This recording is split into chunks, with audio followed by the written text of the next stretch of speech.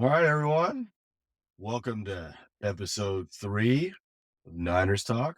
I'm John, joined by my brother Tim, my brother from Hello. another mother, Brian. Hey Let's talk there. some Niners. How's everybody doing?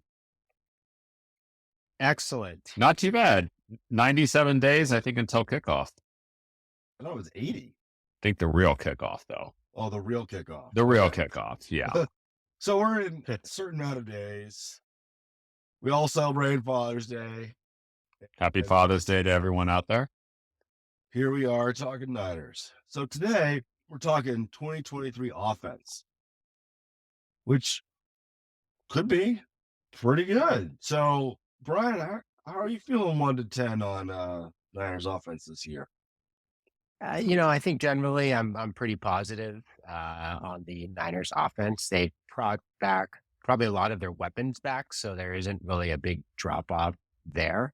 Other than the quarterback situation, I think their offensive weapons are going to be pretty much intact. I think we'll probably go into this, but I think the line is probably something we'll kind of go into as something that needs to be worked on. But yeah, I'm pretty positive on the season. So making the playoffs. And Tim? Well, who's going to be quarterback? I'll start with that. All right. Well, I think that's going to be a pretty good position that the 49ers are going to have to figure out before we get into week 1. I know that. I can tell you one thing. It's not going to be Jimmy Garoppolo. No, it's not going to be Jimmy. Jimmy. Not going to be the quarterback. No, he won't be off to the side of a field throwing throughout all training camp while we wait for the trade that never took place.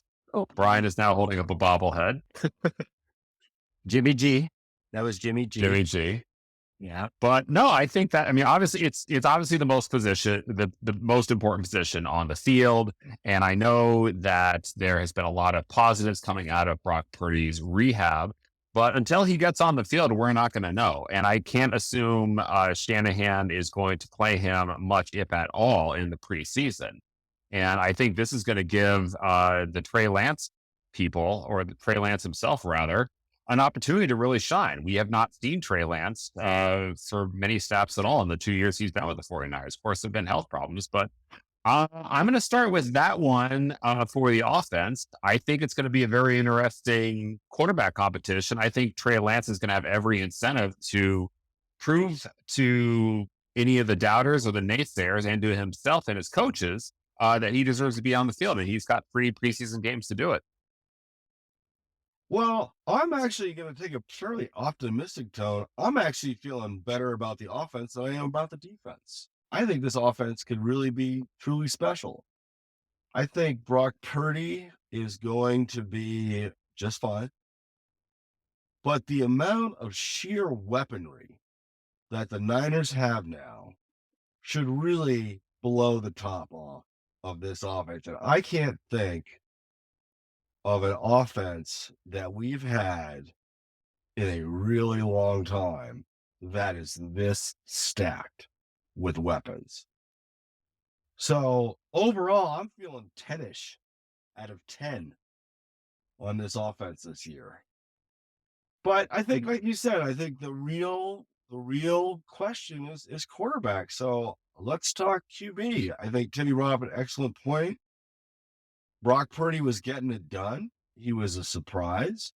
In my mind, and this might be blasphemous, he was Montana-esque.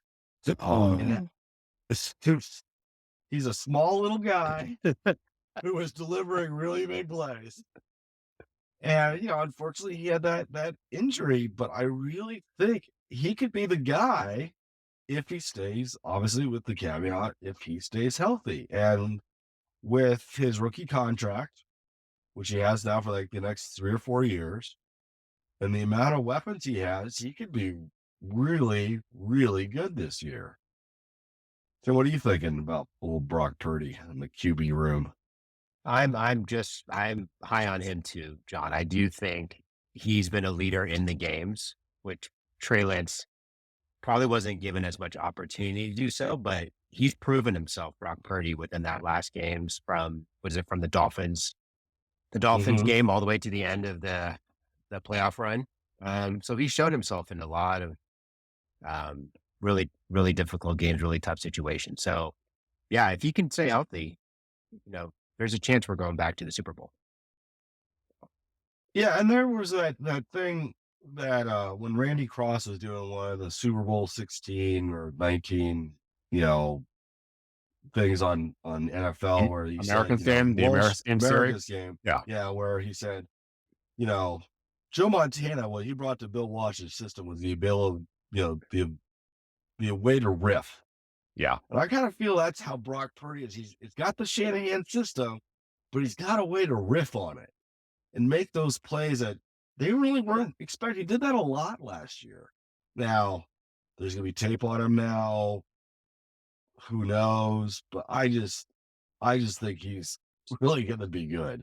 He just kind of has that it quality. When Jimmy came in against the Seahawks that one time, taking out CJ Beathard, you saw it like, that's the guy. Start him next week against the Bears. That's the guy. But you bring up an interesting, I'm going to interject here, John. There's a great, interesting comparison between Brock Purdy and Jimmy G. Both quarterbacks came in midseason. Both led their teams on winning streaks. Both had very high expectations going into the following year. Now, Garoppolo, they started out 1-1, and then they go into Kansas City, and then there's the ACL tear.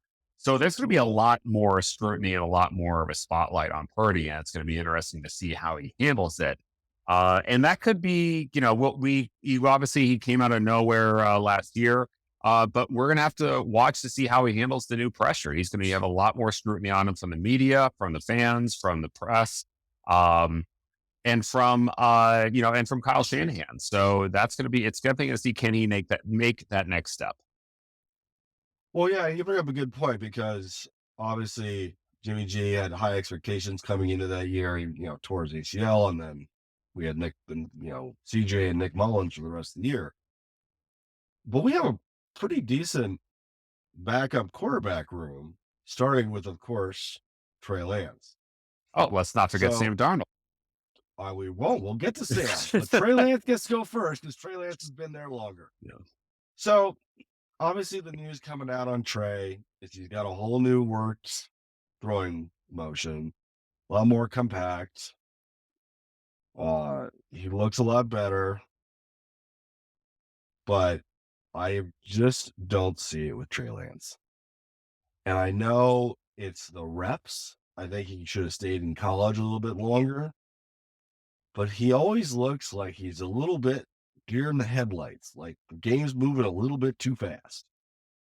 And I really saw last year with the preseason when they played the Texans, and this was supposed to be the dress rehearsal. And I was like, I don't know about this, which was why I was so excited when Jimmy came back as the backup quarterback. So I really hope we see a different Trey Lance, one where the game is not moving too fast, and one obviously where Kyle Shanahan is not running in between tackles. I agree on that. I think the jury's out on him. I just don't see it. Thoughts? Brian, go. I'm not there yet. I do want to see him succeed. So, I mean, if you were to compare the two to me, Trey Lance versus Brock Purdy, you're going to go with Brock Purdy, 9 times out of 10.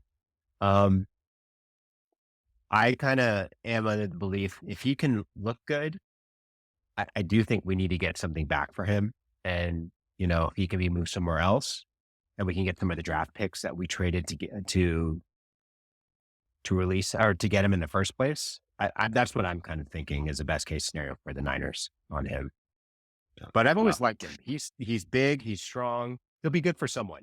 Yeah, he seems like a really good guy.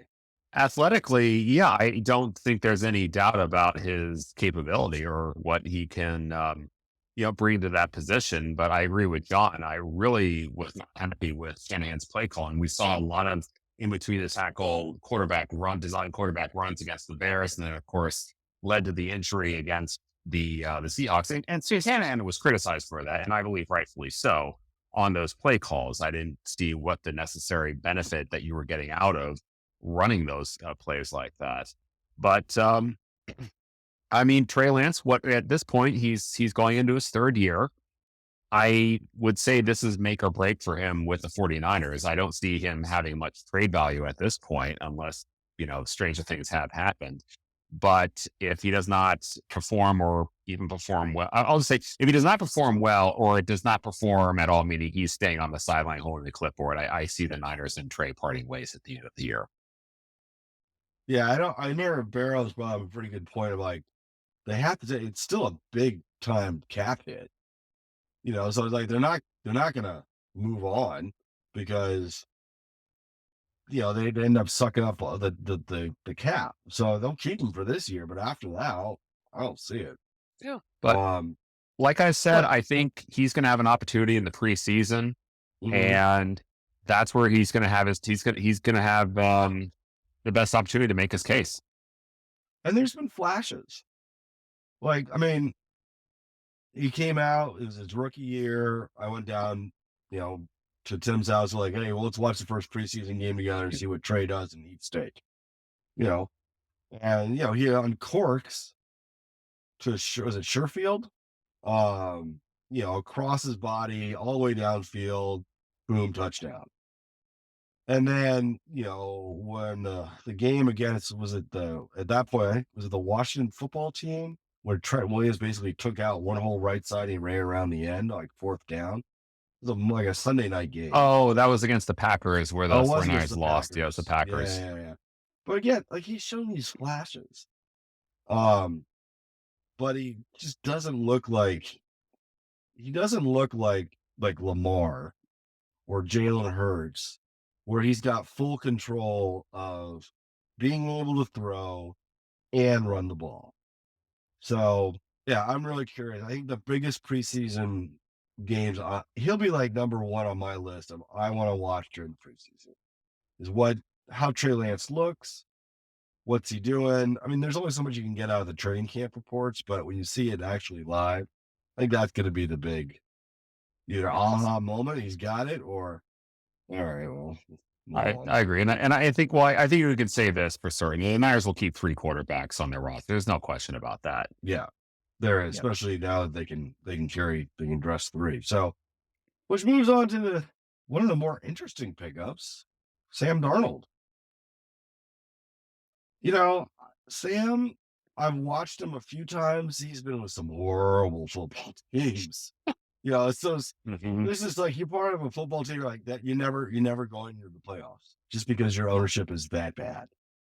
And he's always been a gamer. He's played hurt. He's thrown himself out there. He's obviously pretty good pinpoint passing wise. So I kind of wonder, and this is going to be another preseason watch for me, if he's going to be Jimmy 2.0 or the Josh Rosen experiment. I thought you were going to say the Brian Hoyer 2.0. Oh no, Brian Hoyer. Why? Why'd you bring him in, Shanahan? At least he found Jimmy. We didn't have a quarterback. Traders didn't have a quarterback. We did. We had somebody. Cap. No, we don't. Sorry, Cap. You have to go. Oh well. But anyway, yeah, I'm really curious to see how Sam does. I think he could be pretty decent. It's gonna be a question of how quickly he can get the offense and whether or not he gets his opportunity, because we all know Niners and quarterbacks, especially lately, been a little iffy. So what are you guys thinking about good old Sam? So I think I kind of think they brought him in. Well, you do know they were going to bring in four quarterbacks. They were going to have Brock, Trey Lance, and then whoever QB3 was. So Sam Darnold, and then and/or Brandon Allen. So I think they're just using one of those two guys as the insurance policy. I think.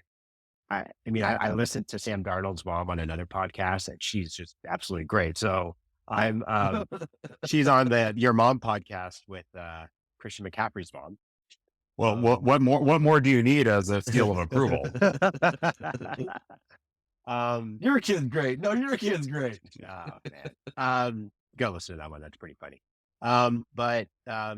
No, I think Sam he can be good. I mean, whoever of these 4 cornerbacks is even in there, I think they're going to take the team to the playoffs regardless, even if it's Brandon Allen, or Sam Darnold. So I think, yeah, they're just using him as a really good insurance policy. So if Brock Purdy doesn't come back for the first week, obviously Trey Lance, and then I think Sam Darnold's going to be a pretty good backup for the Niners. I'll just throw one little tidbit in on Sam Darnold. Is that I remember watching, I don't remember what bowl game it was, but USC was playing Ohio State, and there was the 49ers were going to have one of the top draft picks coming up. It was Kyle Shanahan's first year. And Sam Darnold just kind of went out there and just got smothered by the Ohio State defense. And I remember Niners Nation is tweeting, every 49er right now is breathing a sigh of relief. Every 49er fan is breathing a sigh of relief that we're not going to draft him.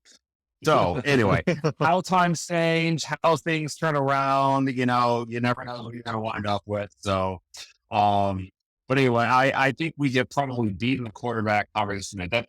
I'll just go out on a limb. There might be other positions we should talk about on offense. Yeah, before we get on we got to give Brian Greasy some props. Absolutely. When they hired him, I'm like, why are you bringing in a booth guy?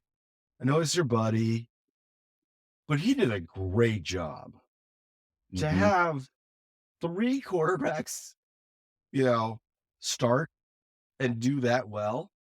It just shows how good a coach he is. He kept him almost like in the lane. Like, this is where you're going to be, Jimmy. This is where you're going to be, Brock. Of course, said 3 quarterbacks. Well, Trey Lance was there. And the lane, unfortunately, was between Mike McGlinchey and Spencer Burnburn.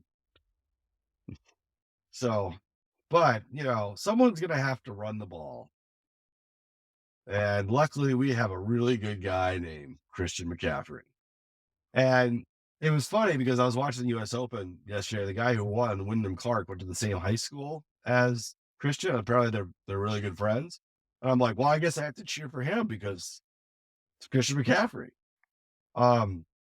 I really curious with a full season how he is going to look. And with Bobby T back, the full-time running backs coach, who's really good. He's coached Hall of Famers like Terrell Davis.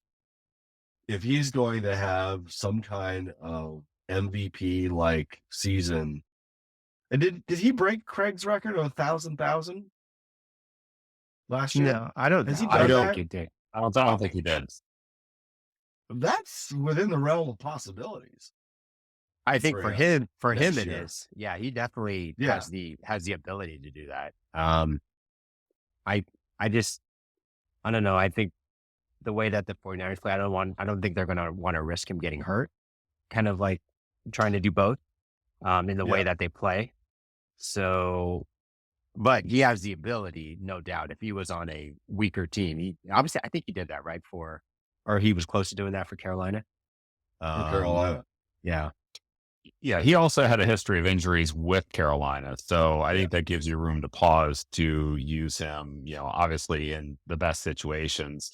And we have seen Shanahan, when he finds something that works, tends to use it over and over again. We saw that with Debo a couple of years ago, where it was just Debo in the backfield, Debo put out, Debo lining up next to George Kittle, Debo carrying the water, Debo, coming in a quarterback, Debo. It's just like, don't we have other players? But maybe, what I'm going to we didn't. Yeah, the 49ers have always been able to produce just, guys who come in, and it's been a little more of running back by committee. And now that you have a guy like CMC who can really just take your offense to the next level, as we saw last year. But what I'm really looking to see is who is going to be if you have a 1-2 punch, obviously the first is CMC.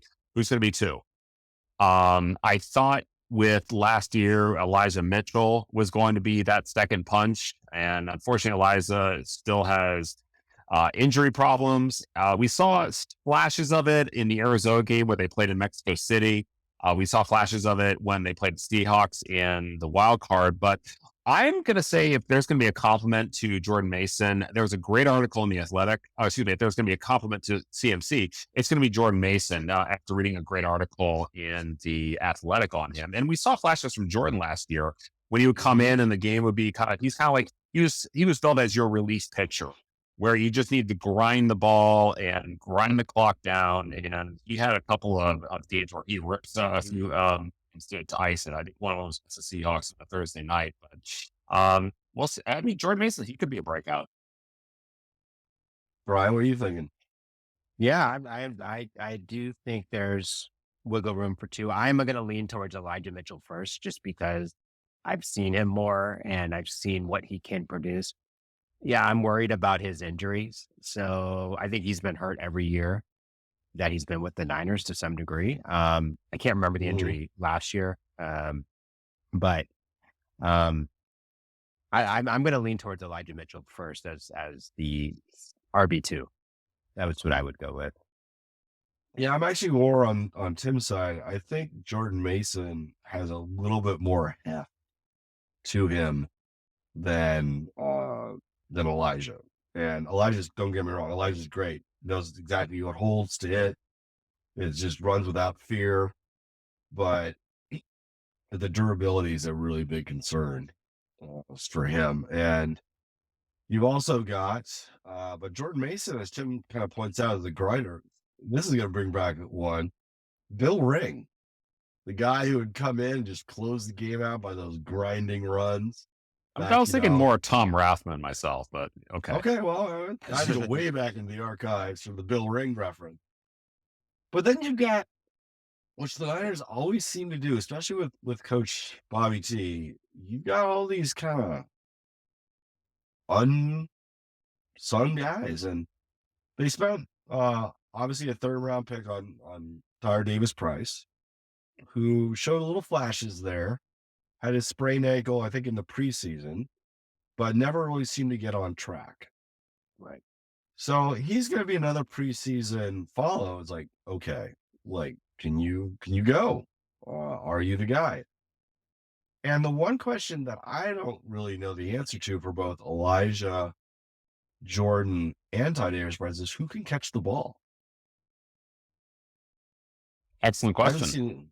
Yeah. So that's another preseason thing, like, because we know CMC can, that's going to be part of the offense. But then you get into these undrafted guys who always seem to be parts of the mix. And we've got two, Ronald Awat, and hopefully I didn't mispronounce his name, and Kalan Laborn. And, you just get these guys that they find who do end up doing a really good job. And it's a lot of it, I'm sure, is coaching with Bobby Turner, but all of it is just the scouting of who these guys are and the running back by committee. So you have a pretty deep running back room. Now, we've had that before.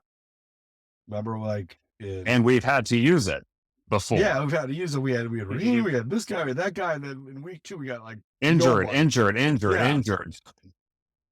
So yeah, I think it was like Barrows and Lombardi. Like, who wants to know if we're not his running back? They just go down. But that's going to be a really interesting position to watch of how they manage that behind CMC, because obviously he's the top guy, and how much they load manage him, because you're looking at hopefully 20, 21 games of football, and that's going to be a real big question mark. But any other thoughts on running backs?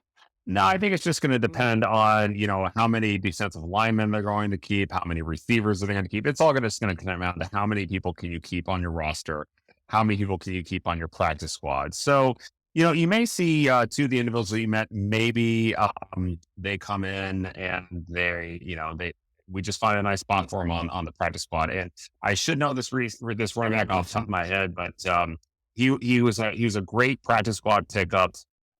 Who am I missing here? He was in 2019. He was just a guy who just said he seemed to come in and just maybe make a play here and there.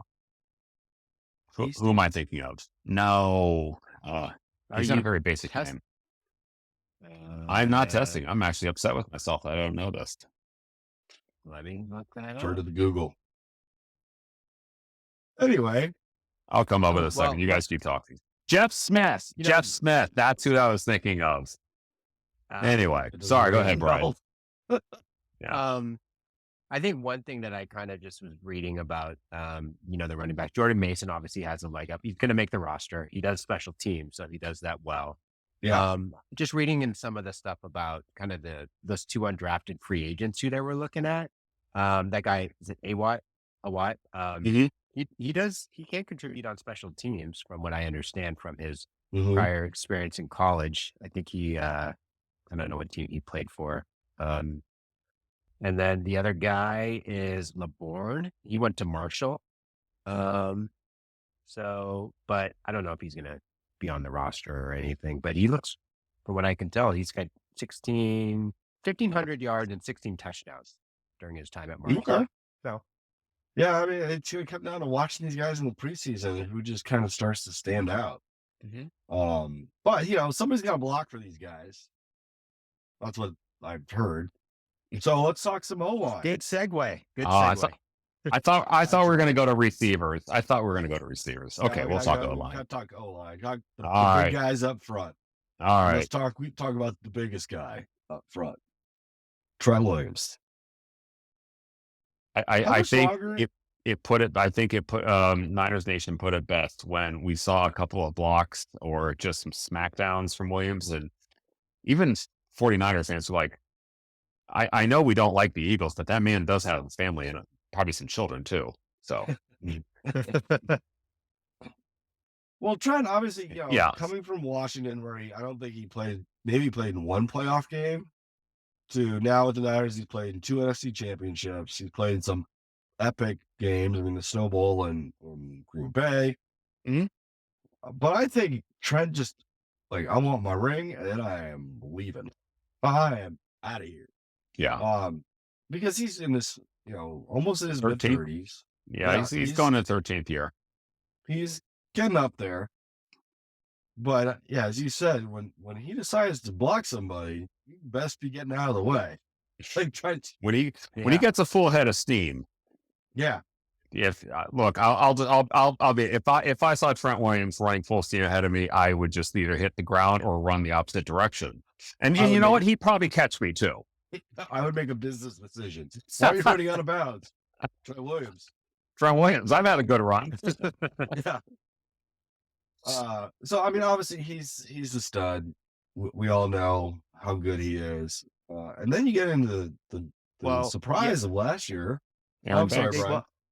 Yeah, just really quick on Trent Williams. I know he had contemplated retiring, right? So at the end of last season. So you're right, John. I do think if he gets that ring, he is retired. He is gone. And, thank you for your services. But he is he's taking a quality guy. He's taking the Randy Cross. I'm out of here, guys. I'm retired on top. But then you got to move inside. And Aaron Banks, very much a big surprise last year. The year before, we're like, it's not such a good pick. He played a little bit on special teams, and then he was great. I don't know what, I don't know his stats in terms of pressures, but anytime you don't hear somebody's name in the offensive line, that's a good thing. That's a good thing. Very much so. And then you move a little to the right, and you've got Jake Brendel, who was an all-pro alternate. And I think Alex Mack must have given him the crash course of how to be an all-pro center while he was there, because it didn't look like we missed a beat with Brendel as the center. And in the Shanahan system, the center calls so many of the blocking and the line assignments and the audibles. It didn't look like he missed a beat. I mean, Alex Mack was great. And it certainly was an upgrade over the horror show that was the year before. And we lost, obviously, Weston Richburger was really good until he went down against the Saints. But Jake Brendel looks like he's going to be a guy who's going to stay. And It looked like it was a 4-year contract. Yep. They kept him on for another 4 more years. So yeah, Yeah. that says something. Yeah. We move one more over. We got Spencer Burford. Mm-hmm. Again, super solid split time with, and the name escapes me. Dale Brunskill, who's now with the Titans. Yep. Again, didn't hear a lot out of that part of the line. You never heard like, oh, Aaron Donald against Spencer Burford. You know, they seem to do pretty well. And then we get, okay, let's just get to where Let's we just all get know. to the part where we all are concerned about right tackle. Yes, right tackle. So everybody's Twitter rant was Mike McGlinchey. Well, you got what you wanted. Yeah. So Mike's off to Denver. Signed. Hey, Off to Denver. Yep. Kudos to Mike. $80 million. You know, you go live that money. But, you know, obviously Jimmy got hurt on Mike's side. Trey got hurt on Mike's side. Brock Purdy got hurt on Mike's side. And I know it wasn't Mike's fault, but it was on Mike's side. And just So you're saying that anybody on that right side, or is it just you're just inferring indirectly in a roundabout sort of way, coming back from here to there, that it was somehow related to McGlinchey? yes, pretty much. Okay, understood. So- That's a solid argument. But yeah, it happened on the right side. Trent Williams didn't happen on Trent's side. No, it didn't happen. The only problem is that, you know, Purdy and Darnold and the last time I looked, Lance were all right-handed. So having them roll to the left constantly might be a bit of a bit of taking a backward step. I think Trent can handle it. I'm no rocket science, but yeah. But anyway, where I think McGlinchey got a bad rap he was actually a very, very good run blocker. They ran a lot to his side. He was fast. He took a lot of guys out. You know, if you got Debo around the edge and you got Kittle rolling and use, it was pretty good. But his pass protection was something to be. We didn't something get to the be full desired. package on that. Yeah, we didn't get the full package. But let's talk. I mean, so we've moved on. Well, We're now with Colton. yeah. I mean, it says something if the Niners didn't really take anyone in the draft for the offensive line, right? So they didn't really, I guess they thought, you know, the Aaron Bankses and Colton McKivitz of the team can kind of keep things together. I think the only thing they did in the offseason was sign Matt Pryor from Indianapolis, but they didn't really make any moves. So, you know, John Lynch and team, they must be pretty high up on the current roster over there. I don't know if it was high up on McKivitz as we have to make the best choice available. 49ers didn't pick until the late third round. You're not going to get a tackle that late. At least I think a good tackle that late. You might have one in a backup or one you can develop, which leaves the free agency market, and the 49ers did not have enough room, in my opinion, to really make that kind of an acquisition there. So I think, you know, when you look at those two areas, I mean, like, we're going to go with the Kivitz because he's the best we have, and we feel we can fill the roster out in other areas. So yeah, I think everybody's going to be pointed at as a weak spot, but, you know, as John said, last year we were all looking at Aaron Banks as the possible weak spot, and he had an amazing year. So quite possible McKivitz surprises us all. And he's been in the system for a while. Also true. You know, he filled in for Trent Williams on the other side and did a pretty decent job. So, you know, when Trent was down for a little bit. So I have to believe at this point that they've got an idea that he's going to be decent. So, but yeah, so I think that the guys up front are pretty well set. Hopefully, again, no injuries. But that brings us to if you're Micah Parsons from the Cowboys, you know who you're lining up against. We know that. Yeah. we do know that. Hey, Micah. And he did kind of school McGlinchey a few times in the divisional playoffs. He was getting some pressure. He was getting some good heat. So let's talk about like kind of a pseudo offensive lineman, Kyle Juszczyk. How much longer? How old is Kyle Juszczyk? He just seems to be ageless. Nobody knows. See, He's it's like check. a mystery. He's no. Well, he's no, in his 10th year. I'm just. When I'm was he like born? 32. Check. Well, 10th year. Yeah, probably around that. I just wonder how much. I mean, Kyle Juszczyk is amazing. I mean, Oh, he's. absolutely. I mean, talk about somebody to run behind. I mean, he's done it for Debo. He's done it for CMC. He's done it for Hmm. Elijah. But that's another guy. I'm like, how much do you have left in the tank? How much tread is left on those tires? Because he seems almost ageless in how he keeps going. I mean, he's been yeah, there since the beginning Hmm. with Shanahan. It's his 6th year with the Niners. Yeah.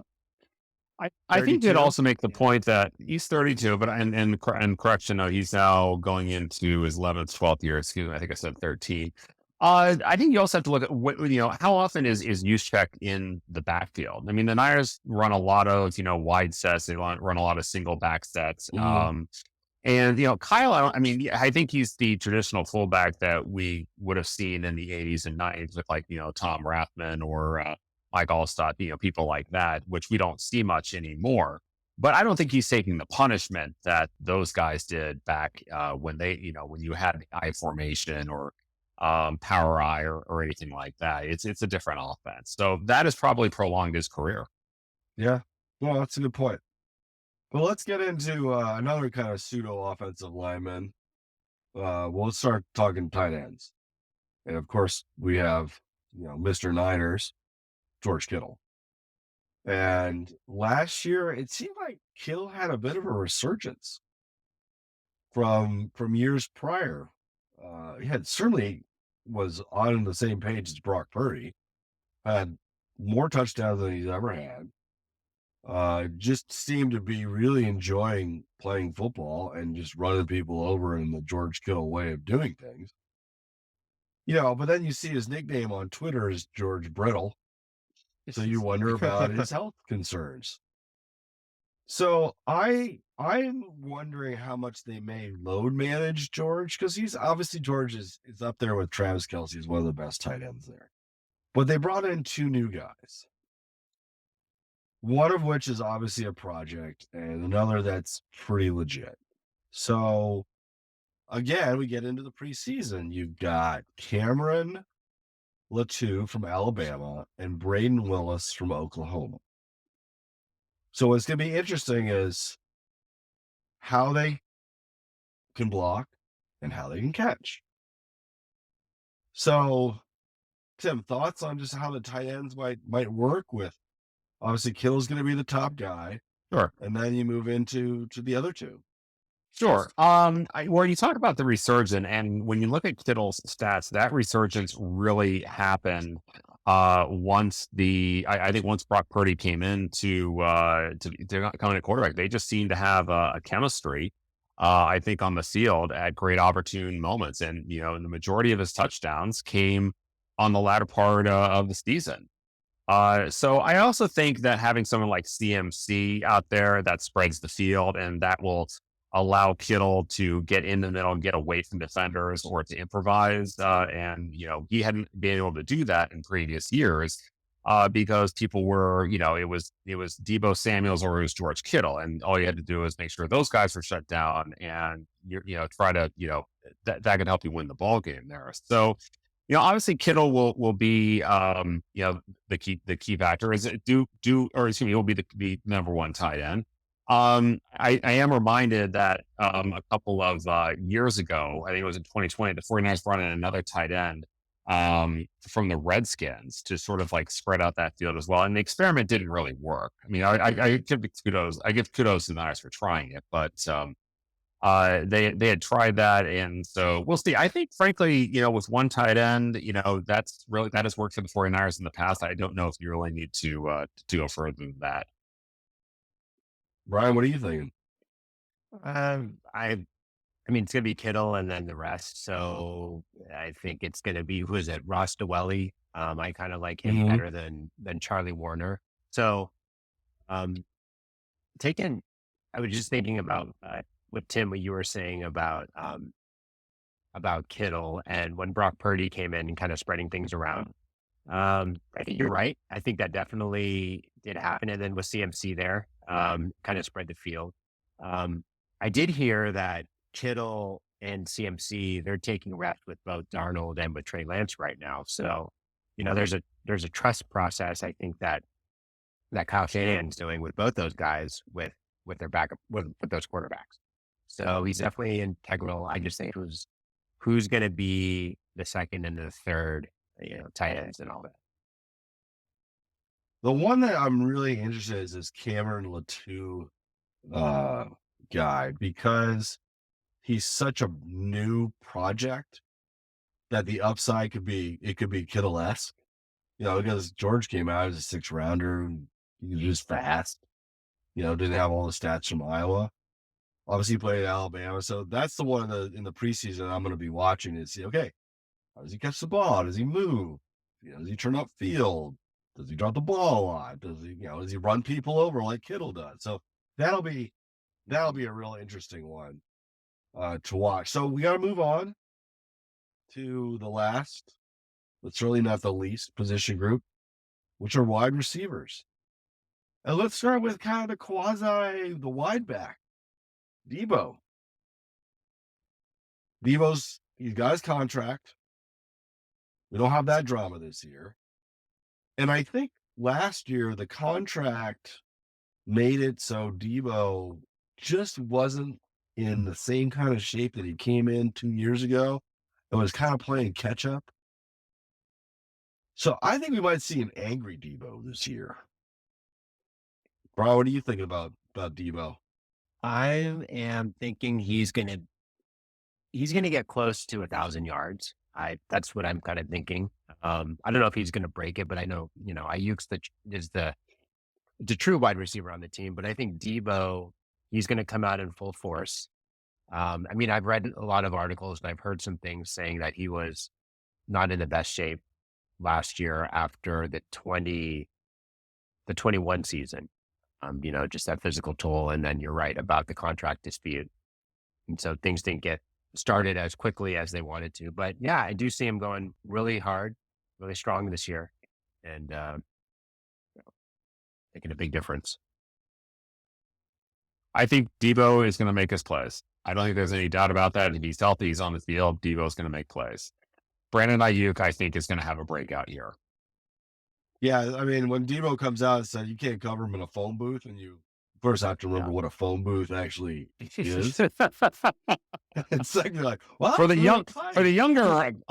younger members of our audience, you may not know you actually had to go into this physical location that was glass enclosed, and you had to dial numbers and after putting in a quarter or your calling card. That'll be another podcast we'll talk about. Things we used to have to deal with. But no, I think Ayuk really came on strong last year. He was a bit in Shanahan's doghouse for a little bit of time. So I'm expecting him to have a breakout year. The one I'm really hoping for, and we'll see what happens. I really would love to see Danny Gray come out and start making plays. The Niners drafted him for his speed. I love guys who can spread the field and make the defense try to cover too many things. Gray's got that ability. He didn't play all that much last year. We saw some flashes in the preseason. So I'm looking to see him to potentially emerge, between that and, of course, my favorite expression from last year, what we used to say is third and Jawan. You knew where they were going. Oh, yeah. And how many people do you think Jawan is going to just piss off this year? I think it's going to be at least 3 or 4. I think the over-under is 5. Over-under is 5. No, I'll make 4. I'll make it 4. Okay. So I read this. Oh, sorry. Go, Brian. Go ahead. Go. No, you're talking about Jennings. I read this really interesting stat about him. He only had like 59 catches last year, but 35 of his receptions, so more than half of his receptions came from third down. So, that's who they were going with. Yeah. So that's pretty crazy. Yeah. So I am not high on Danny Gray. It's one of those things. I saw him last year. He had a couple plays where you thought, okay, he's going to spread the field. but I just didn't see it. And again, in the preseason we see it more, but I just don't think I actually think he's going to be a casualty. I think this Ronnie Bell guy, I think he's out of Michigan, is going to be what replaces Danny Gray. I'm just glad we can agree to disagree. But you guys think is going to be the man. And again, it's contract year. He's got a lot to show out there. He can put a lot on tape and force either the Niners or another team to pay for him. And we've seen it obviously worked out for Debo. Why wouldn't it work out for Brandon? He's a gamer too. He's out there thumping. And he's grown every year. He's gotten better from his first year to last year. He's been really fun to watch how much better he's gotten. What year was it never when he forget was that in the play against doghouse? Cincinnati. Yeah. When was he in that doghouse? Do you remember? I think it was He his was- second year. And then he came out of the doghouse Yeah. and did well. I want to say it was last year. I could be wrong though. It's the Dante Pettis doghouse. Poor Dante. Oh, Of Dante. course, Dante then burned us in Chicago. So, Yeah, the well, revenge so, of Dante. yeah. He's like, He got, yeah. And what did he say? He's like, I wasn't even supposed to be in the play. It just completely Yeah. broke down. And That's I just true. happened to be Yeah. standing wide open in the monsoon. Yeah. So, there you go. that's sports. That's sports. All right, guys. Well, we're near the end of our time here. And Can you follow- I have one interesting stat to throw, because when we first started talking about doing this podcast, we of course started talking about the NFC Championship and the fact that we ran out of quarterbacks. And so it got me thinking, like, when was the last time that something like that happened? So through the magic of the internet, you guys have probably heard the internet. I managed to find the last time the 49ers were in this situation, and maybe another NFL team. I couldn't find any other NFL team. I had to go back to December of 1978. It was the year before Bill Wall took over. We had Joe Thomas was the general manager at the time. Fred O'Connor was the head coach. Obviously, everybody remembers those guys for their glory years. No. But Steve DeBerg and Scott Bull got hurt, who were quarterbacks at the time, got hurt in the first half, and they had to bring in Freddie Solomon at quarterback, who had played quarterback at the University of Tampa. And thanks to the magic of YouTube, I actually found some of the footage of Freddie Solomon playing quarterback. So just goes to show you how rare a situation like that is when you have to go back to 1978, almost, 44 years or whatever it was to find that situation. Anyway, little tidbit, if any of our listeners want to find it on YouTube, there is some footage of that. It's not pretty, just by the way. Oh, I was going to ask you, did they win? Did the Niners win that game? No, of course not. No, they won 2-14 that year. You need to have a quarterback. You need to have a quarterback. You need to have a coach. You need to have talent. Those things tend to, when you don't have any of those, you tend to be unsuccessful. Just, that's what I've read. Well, speaking of being successful, it's now time to pay the bills with stuff we bought on Amazon this week. And I know it's only been 2 days, but I've actually bought stuff on Amazon. So I bought Green Gobbler liquid hair drain and clog remover. If you haven't guessed, we had a clog. So when you have daughters and lots of shampoo, stuff gets stopped up. And I also bought a Barbecue Aid grill brush and scraper because we barbecued and I went to go scrape something off and my old scraper wasn't there. So that's what I've gotten in the last 2 days. Brian, anything on your end? I have not bought in anything in the last 2 days, but those two products I do need. So obviously I have a daughter in the house, I have my wife in the house, and then we've got but I am looking for a better brush grill because I don't want to get those ones with a little bristle where it'll, kind of pop off and get into your food and stuff. So yeah, that would be bad. Oh, this metallic. Tim, what about you? Anything on Amazon the last 2 days? Why, yes, there is. We have, this show is brought to you by Mr. Stiga's non-scratch cellulose kitchen sponges. Got a 12-pack of those.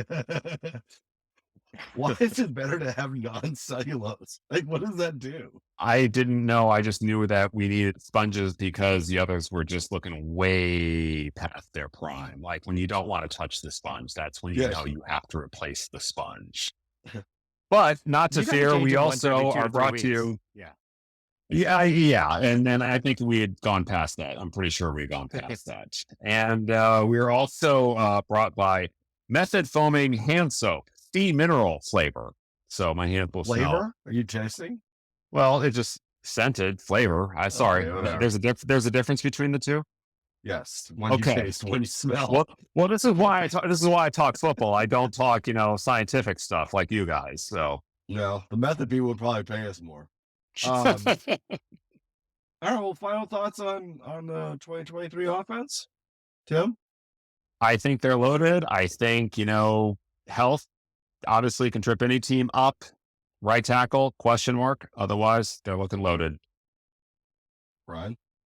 Yeah, as I said before, they'll make the playoffs regardless of who is their quarterback. So I'm feeling pretty good about them, and I think they'll do decent this year. So, Well, with July 4th coming up, it's going to be a fireworks show on the 49ers this year. I can't wait because all the East Coast guys who do like get up and do first take, stuff like that, none of them come to the West Coast teams. It's like, oh, Aaron Rodgers went to the Jets facility today. Oh, they did that. Niners are going to throw some fireworks this year. It's going to be awesome. All right, faithful, we're out. Next week, we're talking D. Talk to you all next week. Later. Later. bye. Bye.